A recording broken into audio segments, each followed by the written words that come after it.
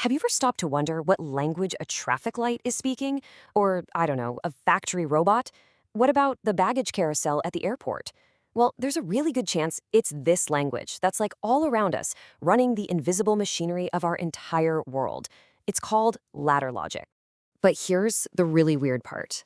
For a language that's controlling some of our most critical, infrastructure, it doesn't look like code. Not at all.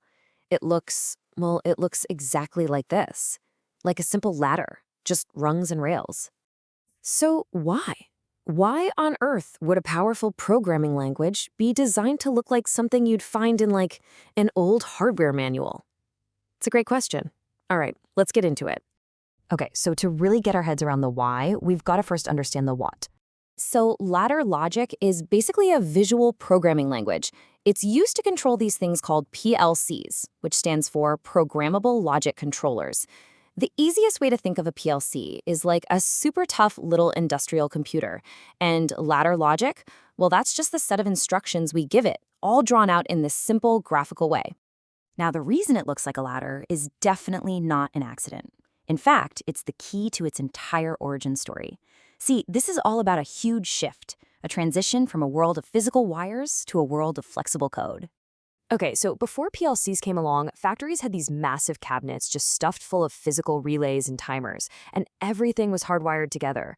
I mean, if you wanted to change the logic, like, say, make a conveyor belt run for 10 seconds instead of 5, you couldn't just type something in. Nope, you had to physically go in and rewire stuff. It was so slow, so inflexible. Ladder logic just changed the whole game. It took the concept of those physical circuits and just, poof, turned it into software. And that made it incredibly easy to edit and change on the fly.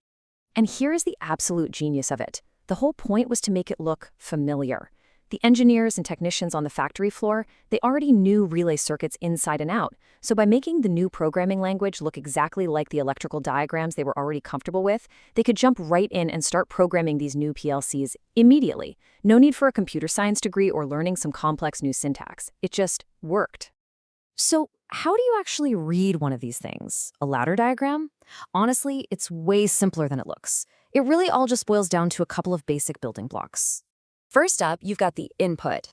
In ladder logic, we call this a contact. And really, you should just think of it as a question or a condition. It's basically a switch.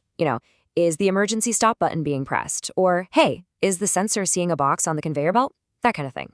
And then you've got the output, which is called a coil. If the contact is the question, the coil is the action, it's the answer. Think of it like a light bulb or a motor. So if all the conditions on that rung of the ladder are true, then boom, turn on the motor.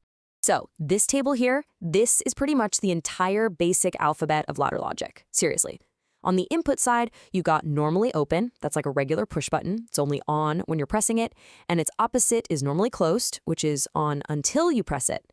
Then on the output side, the output coil is super straightforward. It just turns something on when the logic is true.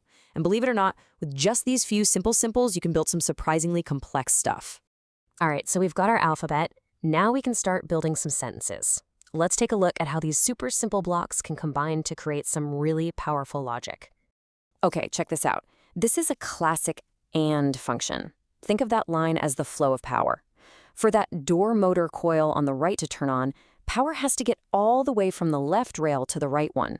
And look, the only way that can happen is if key switch 1 and key switch 2 are both turned on. See? Pretty simple, right? And now, here's the OR function. It's a little different. You can see the power actually has two possible paths to get to that unlock coil. It can go through the top path if the interior button is pressed, or it can take that bottom path if the exterior remote is used. As long as one of them is true, the door unlocks. Okay, get ready, because this next one is maybe the most common and, honestly, the most important pattern in all of ladder logic. Here's the puzzle. How do you press a button for just a second and have something turn on and stay on, even after you've let go of the button? The answer is this really clever bit of logic called the start/stop latch. All right, let's walk through this together. First, you press the start button. That completes the circuit, and boom, the run coil gets energized. Now, here's the magic. The instant that run coil turns on, it also closes that run contact that's sitting right below the start button. See that? So now, power has a second way to get through. This means even when you let go of the start button, the circuit keeps itself energized. It's latched through its own contact. The only way to stop it is to press the stop button, which breaks the whole circuit. Yeah, this pattern is so fundamental, it actually has its own special name. They call it seal-in logic. And I'm telling you, you will find this exact pattern everywhere in industrial automation. It's a huge deal. But hey, ladder logic isn't just stuck in the past with simple switches and motors. Oh no, it has actually evolved quite a bit over the years. I mean, modern PLCs can handle way more than just basic logic. They've got these special function blocks for things like timers, doing arithmetic, complex process control. You can even define your own custom blocks. This lets people build these incredibly sophisticated automation systems, all using what is, at its heart, a really simple visual language. But, it's not perfect. Nothing is.